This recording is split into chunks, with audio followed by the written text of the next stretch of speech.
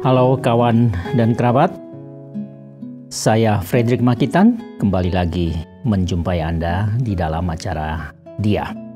Salam sejahtera dalam kasih Tuhan Yesus Kristus. Dan kita akan meneruskan perjalanan kita di dalam hal mempelajari dan merenungkan apa saja perkataan Yesus yang diucapkan oleh Yesus sendiri pada 2000 tahun yang lampau.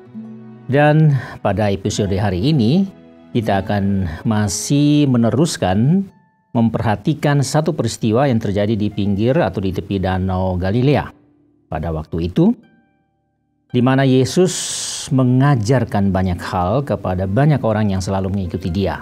Yesus naik ke atas sebuah perahu, dan dari atas perahu itu Yesus mengajarkan banyak hal kepada banyak orang yang datang yang terus mengikuti Dia. Dan kali ini kita masih mencoba mempelajari hal-hal yang disampaikan Yesus dalam bentuk perumpamaan. Dan hari ini kita akan coba mempelajari satu perumpamaan baru yang ditulis dalam Alkitab kita, yaitu perumpamaan tentang pelita. Nah, ini akan Anda temukan di dalam atau ditulis oleh penulis kitab Injil Markus, ada di dalam Markus pasal 4 ayat 21 sampai 25 dan juga oleh Lukas pasal 8 ayat 16 sampai 18, perumpamaan tentang pelita. Tetapi tema yang saya akan berikan hari ini diambil dari kata-kata Yesus sendiri, yaitu nyatakan yang tersembunyi, singkapkan rahasia. Nyatakan yang tersembunyi, singkapkan rahasia. Ini adalah cuplikan dari perkataan Yesus yang nanti akan kita dengar dari cuplikan ayat-ayat yang akan saya bacakan untuk Anda. Ya, saya akan bacakan hanya dari apa yang dituliskan oleh Markus saja, yaitu Markus pasal 4 ayat 21 sampai 25. Karena yang dituliskan oleh Lukas juga hampir 100% sama dengan apa yang dituliskan oleh Markus. Markus pasal 4 ayat 21 sampai 25 bunyinya demikian. Lalu Yesus berkata kepada mereka, "Orang membawa pelita bukan supaya ditempatkan di bawah gantang atau di bawah tempat tidur, melainkan supaya ditaruh di atas kaki dian. Sebab tidak ada sesuatu yang tersembunyi yang tidak akan dinyatakan, dan tidak ada sesuatu yang rahasia yang tidak akan tersingkap. Barang siapa mempunyai telinga untuk mendengar, hendaklah ia mendengar." Lalu ia berkata lagi, "Camkanlah apa yang kamu dengar. Ukuran yang kamu pakai untuk mengukur akan diukurkan kepadamu, dan di samping itu akan ditambahkan lagi kepadamu. Karena siapa yang mempunyai, kepadanya akan diberi, tetapi siapa yang tidak mempunyai, apapun juga yang ada padanya akan diambil daripadanya." Nah, kawan, jadi begini.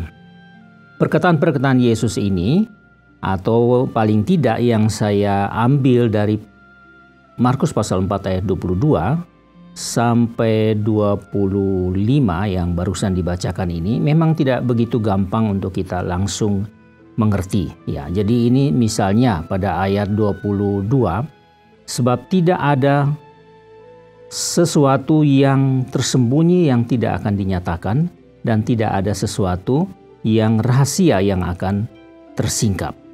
Nah, untuk itu kita harus perlu mengerti dulu perumpamaan tentang pelita ini.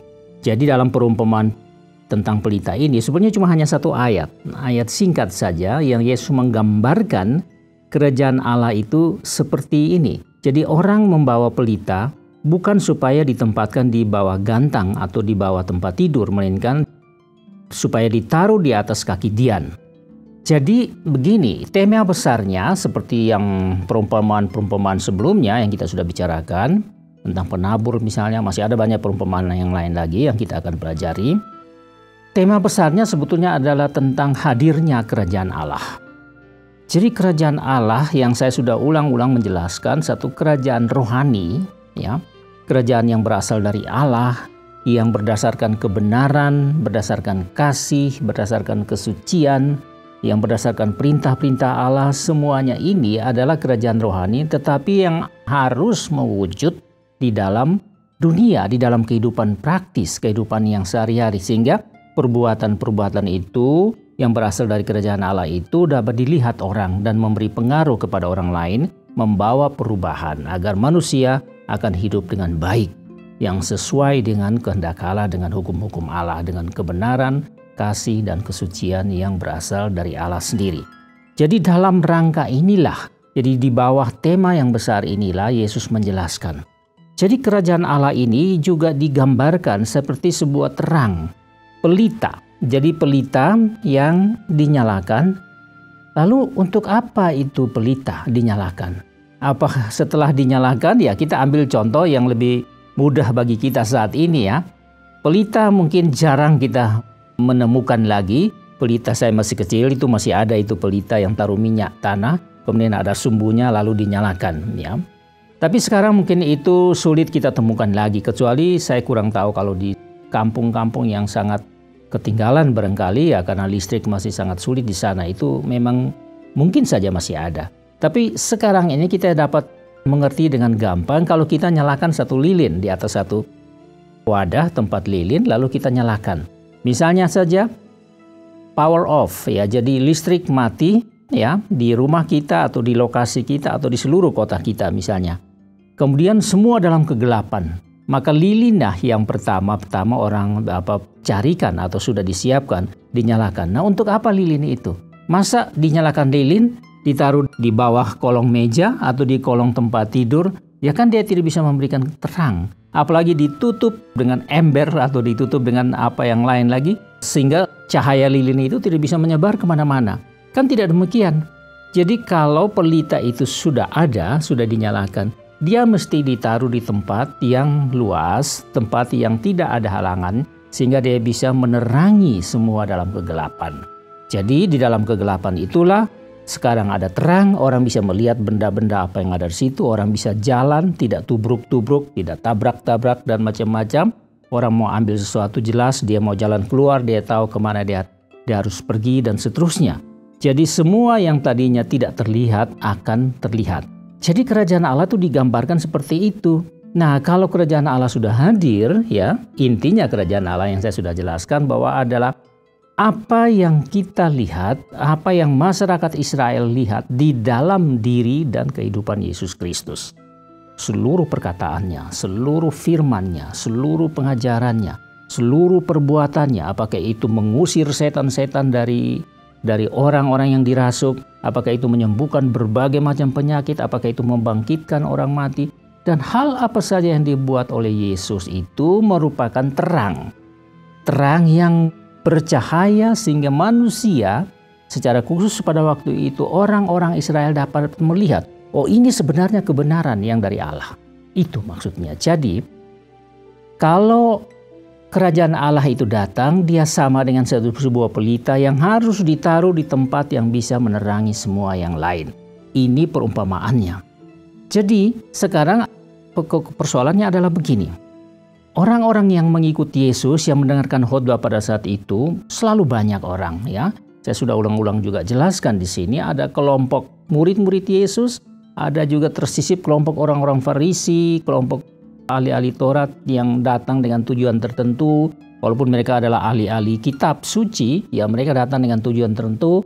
Ada juga orang banyak dengan pengharapan-pengharapan politis yang menantikan Mesias politis yang akan membela mereka, membebaskan mereka dari penjajahan orang-orang asing Romawi khususnya pada saat itu.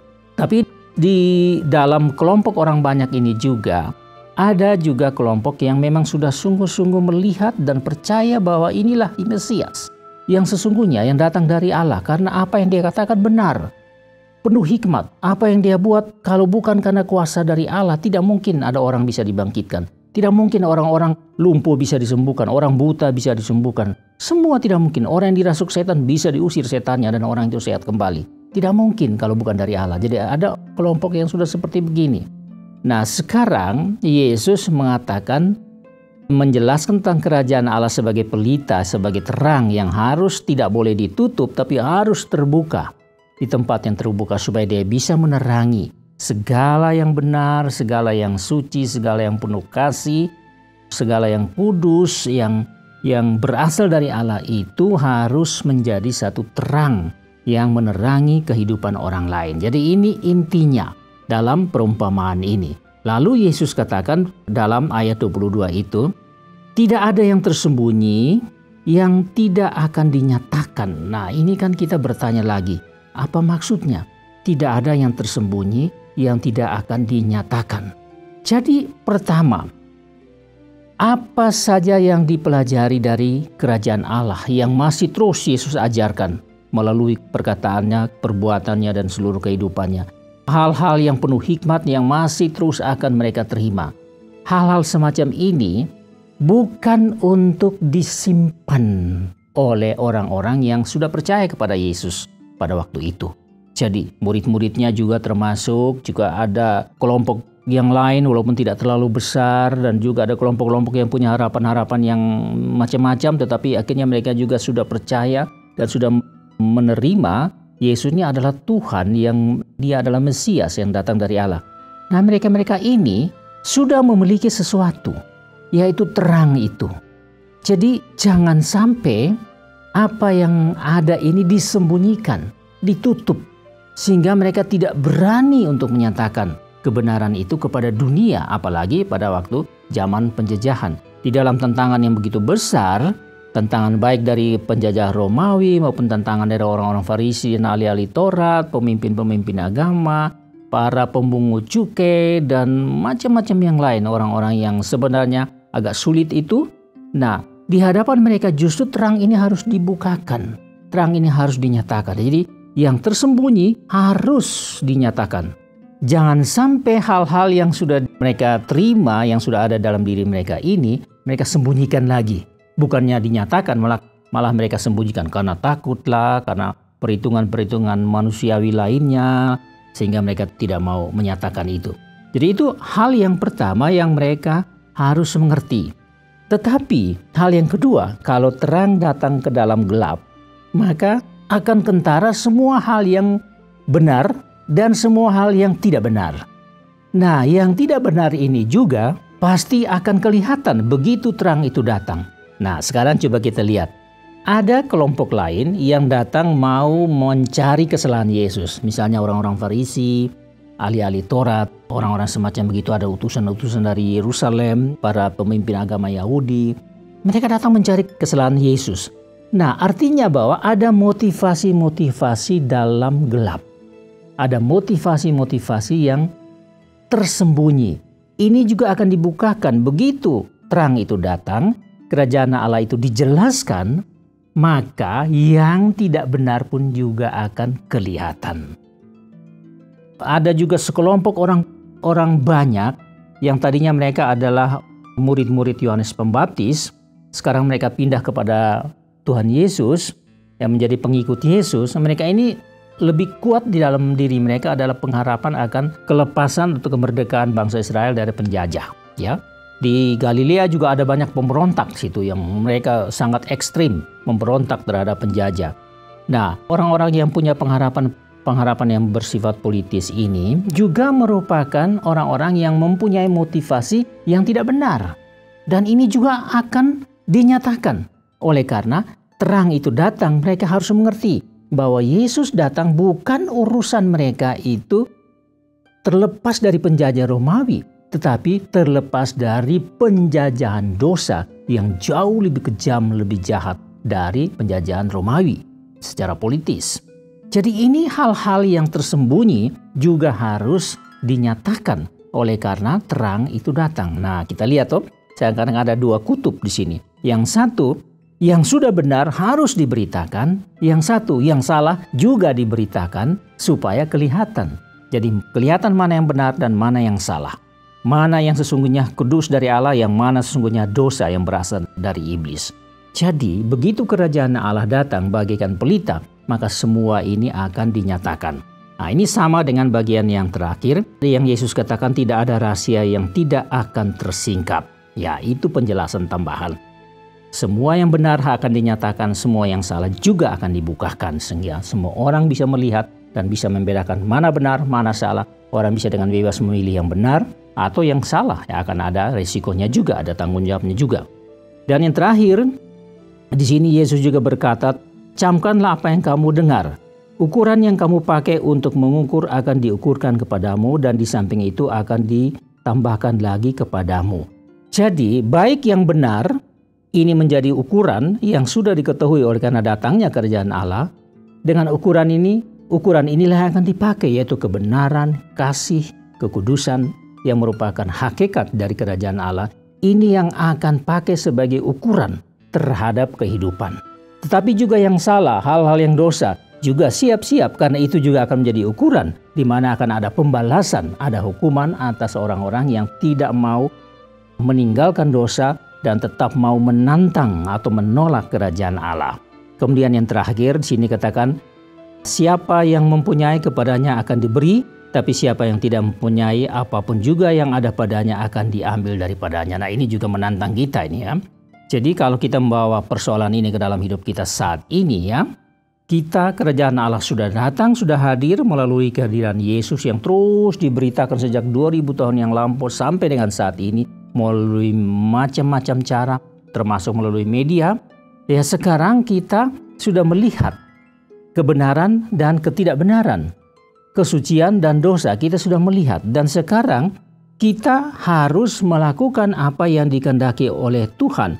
Jadi sekarang kita kalau sudah punya, yaitu kebenaran itu, di sini dikatakan karena siapa yang mempunyai kepadanya akan diberi. Kalau kita melakukan kebenaran terus-menerus, maka akan lagi ditambahkan kebenaran itu, sehingga makin lama kita makin mampu mengenal dan mengerti kebenaran, makin lama kita makin mampu untuk melakukan kebenaran itu di hadapan dunia ini. Itu hal.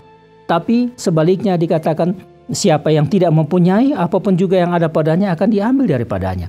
Jadi kalau kita dengan satu sikap untuk menolak kebenaran itu, padahal kita sudah tahu ya, maka akhirnya kebenaran itu juga akan meredup.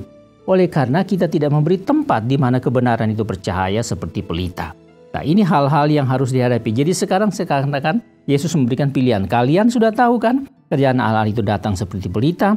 Kebenaran akan muncul, juga semua yang tidak benar akan muncul. Dan kalian sudah mempunyai kemampuan untuk memilih yang benar, menolak yang tidak benar. Sekarang semua ada di tangan kalian. Tapi ingat bahwa segala sesuatu ada upahnya. Jadi kalau kalian melakukan apa yang benar, ada upahnya. Kalian akan makin mampu melakukan kebenaran. Tapi kalau kalian memilih dosa, maka semakin hari semakin tidak mampu untuk mengalahkan dosa. Bahkan kalian akan masuk ke dalam satu kejahatan. Dan inilah yang disampaikan melalui perumpamaan ini.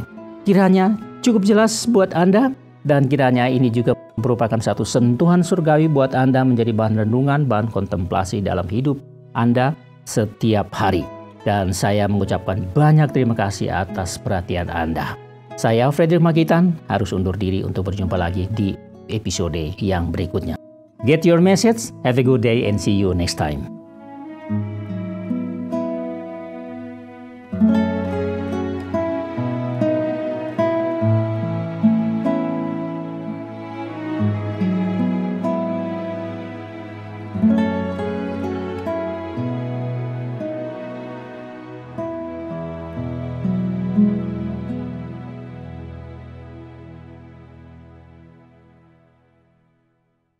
Terima kasih Anda sudah mengikuti program kami. Jika Anda diberkati, jangan lupa like, komen, dan share supaya Anda tidak ketinggalan setiap program terbaru kami. Jangan lupa juga untuk subscribe channelnya dan nyalakan loncengnya. Jika Anda ingin mendukung pelayanan kami, bisa melalui rekening kami berikut ini atau menghubungi kami di sini.